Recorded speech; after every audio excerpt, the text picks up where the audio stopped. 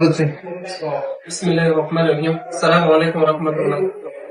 প্রিয় সাংবাদিক বন্ধুরা এবং মহেশখালী ও শাপলাপুরের শান্তিপ্রিয় সর্বস্তরের জনগণ, আমি সাইফুল ইসলাম, ফিদা নুরুল হক, সাবেক চেয়ারম্যান, শাপলাপুর ৪ নং ইউনিয়ন পরিষদ। আমার বাবা সাবেক চেয়ারম্যান জনাব নুরুল হক, বয়স ৬৫ বছর বয়স্ক একজন লোক হয়। তিনি শারীরিকভাবে বিভিন্ন রোগে আক্রান্ত। সে একজন হার্টের রোগী বটে।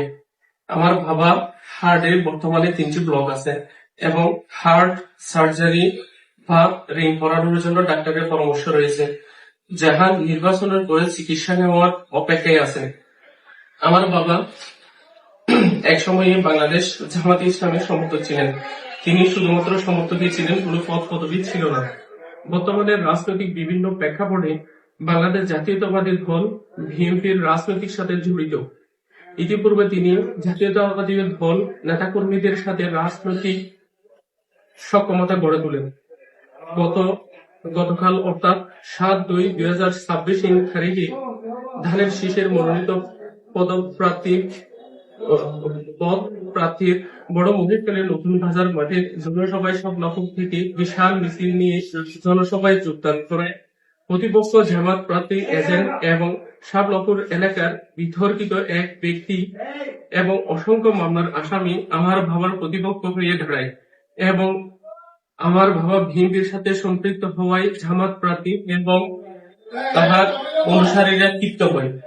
এর জের ধরে বিতর্কিত জামাত নেতা জাকের হোসেন আমার বাবাকে মামলায় ফাঁসানোর ষড়যন্ত্র হিসাবে গত রাতে ধানের শীষের বিএনপির জনসভা শেষে ঘরে ফিরে গেলে মহেশখালীর অবস্থানরত সরকারের একটা বাহিনীকে ম্যানেজ করে বিনা অপরাধে বিনা মামলায় আমার বাবা সম্মানিত সাবেক চেয়ারম্যান নুরুল হককে হাত পা বেঁধে ফেলে, পরবর্তীতে আমার হাতও বেঁধে ফেলেন। আমি যখন জিজ্ঞেস করি আমাকে কেন বাঁধা হয়েছে বা আমার বাবাকে কেন বাঁধা হয়েছে, আমাদের অপরাধ কি, তখন দ্রুত বাহিনীর অভিযানরত লোকেরা বলছে তোমাদের ঘরে অবৈধ কিছু মালামাল আছে, আমাদের কাছে ইনফরমেশন আছে। ওই সুবাদে আমরা গ্রেফতার আপনাদের ঘর তল্লাশি করতেছি। এরপরে ঘর তল্লাশি করার জন্য আমরা অনুমতি দিলাম, ওরা তল্লাশি করছে, করার পরে কিছুই পাই নাই আমাদের সামনে থেকে। এরপরে আমার সামনে থেকে আমার বাবাকে নিয়ে ওরা বাহিরে চলে গেছে। বাহিরে চলে যাওয়ার পরে আমার থেকে জিজ্ঞেস করছে আপনার নাম কি। আমি নাম বললাম। আপনার পেশা কি? আমি বলছি আমি শিক্ষানবিশ আইনজীবী, আমি কক্সবাজার কোর্টে কর্মরত আছি। ওটা বলাতে তারা দুঃখ প্রকাশ করছে। দুঃখ প্রকাশ করার পরে বলছে ভাইকে ছেড়ে দাও। বলছে আমরা আন্তরিকভাবে দুঃখিত আপনাকে এভাবে হেনস্থ করার জন্য। এরপরে আমার বাবাকে নিয়ে গেছে। আমি যখন জিজ্ঞেস করলাম আমার বাবাকে কেন নিয়ে যাওয়া হচ্ছে, বলছে তোমাদের বাসা থেকে আমরা কিছু অবৈধ মালামাল উদ্ধার করছি, ওই কারণে আমরা নিয়ে যাচ্ছি।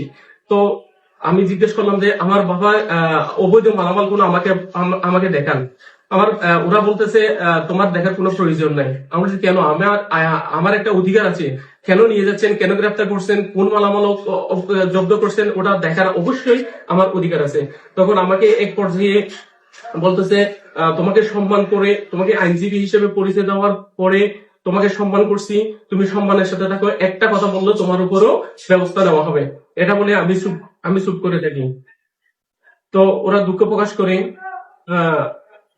হাত পা আমাকে খুলে দেয়, বাবাকে বাড়ি থেকে নিয়ে যায়। পরবর্তীতে আবার খবর পাই আমার বাবাকে মহেশখালী থানাতে হেফাজতে আছেন।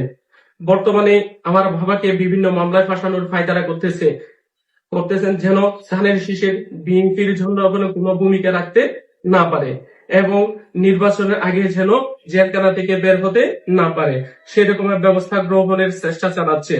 আমার বাবা বর্তমানে প্রতিপক্ষ বিভিন্নভাবে আমার বাবাকে মিথ্যা অভিযোগের কলঙ্কিত করার চেষ্টা চালানো হচ্ছে। আমি সরকারের উচ্চ পর্যায়ের গোয়েন্দা প্রশাসন ও সংশ্লিষ্ট কর্তৃপক্ষকে সুষ্ঠু তদন্তের মাধ্যমে আমার নির্দোষ অসুস্থ বয়স্ক বাবার নিঃস্বার্থে মুক্তি আবেদন জানাচ্ছি। নিবেদক আমি সাইফুল ইসলাম, পিতা নুরুল হক, সাবেক চেয়ারম্যান, মুখ ব্রেকিং, 7 নম্বর শাপলাপুর মহেশখালী কক্সবাজার।